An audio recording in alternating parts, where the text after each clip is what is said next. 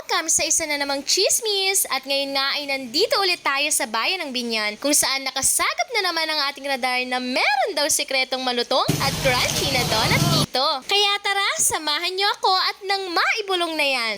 Matatagpuan lang naman ang crunchy donut na yan dito sa bungad lang ng palengke ng Binyan. Sa left side, kahilera ng tindahan ng mga karne, katabi ng ginagawang soon-to-rise public market building. Hindi mo nga madaling mapapansin ang tindahan nila ng donut dito dahil nag-iisa lang sila na nagtitinda nito dito. Naligaw pa nga kami kakahanap at inabot ng gabi dahil hindi kami pamilyar sa palengke ng Binyan dahil ang laki talaga ng palengke nila dito. Meron sila ditong dalawang flavor ng crunchy donut, ube at cheese. Sa unang tingin ay aakalain mong ordinaryong donut o tinapay lang ito. Pero once nakagatin mo na, ay inday, ramdam talaga ng radar ko na crunchy talaga siya. Ang crunchy donut nila dito ay 10 pesos lang per piece, kaya naman abot kaya ng bulsa at sulit na pang merienda talaga. Ang owner nga pala nito ay si Nanay Mady Dolor. 20 years na silang nagtitinda dito. May mga dried goods sila dito at marami pang iba. Open sila dito from 3 a.m. to 4 p.m. Kaya kung mapadaan kayo sa palengke ng Binyan, i-try nyo din ang kanilang donut. Kaya ano pang hinihintay nyo mga kainday? Punta na dito sa Binyan at i-try na ang kanilang crunchy donut. Hanggang sa muling chismis mga inday! Salamat!